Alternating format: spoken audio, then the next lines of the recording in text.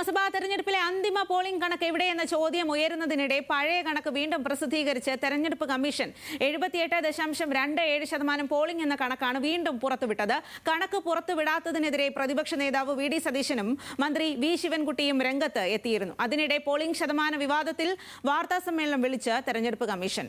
വിവരങ്ങളുമായി Hans John ആണ് ചേരുന്നത്. ഹാൻസ്, വലിയ തരത്തിൽ ഉള്ള വിവാദം ആയി ഇക്കാര്യം എന്നുള്ളതാണ് പലയിടങ്ങളിൽ നിന്നും ചോദ്യം ഉയരുകയും ചെയ്തു. പ്രത്യേകിച്ചും പ്രതിപക്ഷ നേതാവും വി ശിവൻകുട്ടി അടക്കമുള്ള ആളുകൾ എവിടെ കണക്ക്, അന്തിമ കണക്ക് എന്ന് ചോദിച്ചു. എന്നാൽ പഴയ കണക്ക് തന്നെയാണ് വീണ്ടും ഇപ്പോൾ തെരഞ്ഞെടുപ്പ് കമ്മീഷണർ പുറത്തുവിട്ടിരിക്കുന്നത്. ഇനി വാർത്താ സമ്മേളനം വിളിക്കുന്നത് എന്തിനാണ്? വിശദാംശങ്ങൾ.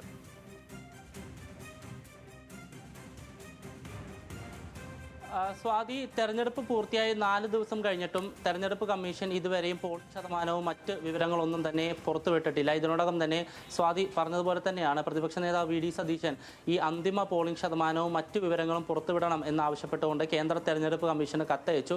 ഒപ്പം തന്നെ മന്ത്രി വി ശിവൻകുട്ടിയും കമ്മീഷനെതിരെ രംഗത്തെത്തി.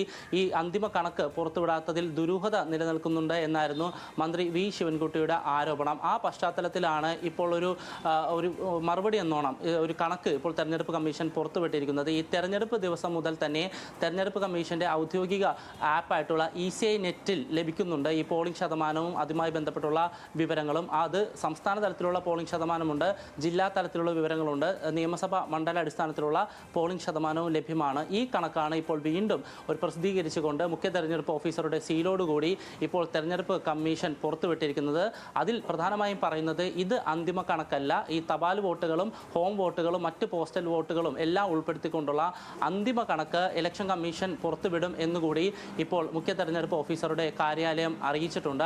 അതിൽ ഏറ്റവും പ്രധാനപ്പെട്ടതും എടുത്തു പറയേണ്ടതും ആയിട്ടുള്ള കാര്യം ഈ തെരഞ്ഞെടുപ്പ് ഡ്യൂട്ടിയിലുള്ള ഉദ്യോഗസ്ഥരുമായി ബന്ധപ്പെട്ടുള്ള വോട്ട് കണക്ക് കൂടി കമ്മീഷൻ അല്പസമയം മുമ്പ് പുറത്തുവിട്ടു എന്നുള്ളതാണ്. ഇപ്പോൾ കമ്മീഷൻ നൽകുന്ന റിപ്പോർട്ട് അനുസരിച്ച് 1,35,068 ഉദ്യോഗസ്ഥരാണ് വോട്ട് രേഖപ്പെടുത്തിയിരിക്കുന്നത്. അതിൽ ഏറ്റവും കൂടുതൽ പേർ വോട്ട് രേഖപ്പെടുത്തിയിരിക്കുന്നത് തിരുവനന്തപുരത്താണ്, 15,007 പേർ. കുറവ് വോട്ട് രേഖപ്പെടുത്തിയിരിക്കുന്നത് വയനാടാണ്, 3,298 ഉദ്യോഗസ്ഥരാണ് വയനാട് വോട്ട് രേഖപ്പെടുത്തിയിരിക്കുന്നത്. കഴിഞ്ഞ മാസം 31 മുതൽ ഏപ്രിൽ 8 അഥവാ തെരഞ്ഞെടുപ്പിൻ്റെ തലേ ദിവസം വരെയുള്ള കണക്കാണിത്.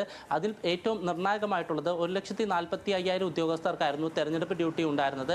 അതിൽ 10,000-ൽ താഴെ ഉദ്യോഗസ്ഥർക്ക് വോട്ട് ചെയ്യാൻ സാധിച്ചിട്ടുണ്ടോ എന്നുള്ള ചോദ്യത്തിന് ഇപ്പോഴും തെരഞ്ഞെടുപ്പ് കമ്മീഷന്റെ ഭാഗത്തുനിന്ന് ഒരു മറുപടി ലഭിച്ചിട്ടില്ല. ഹൈക്കോടതി ഇതുമായി ബന്ധപ്പെട്ട് എല്ലാ ഉദ്യോഗസ്ഥർക്കും വോട്ട് രേഖപ്പെടുത്താനുള്ള അവസരം ഉണ്ടാകണമെന്ന് നിർദ്ദേശം തെരഞ്ഞെടുപ്പ് കമ്മീഷന് നൽകിയിരുന്നു.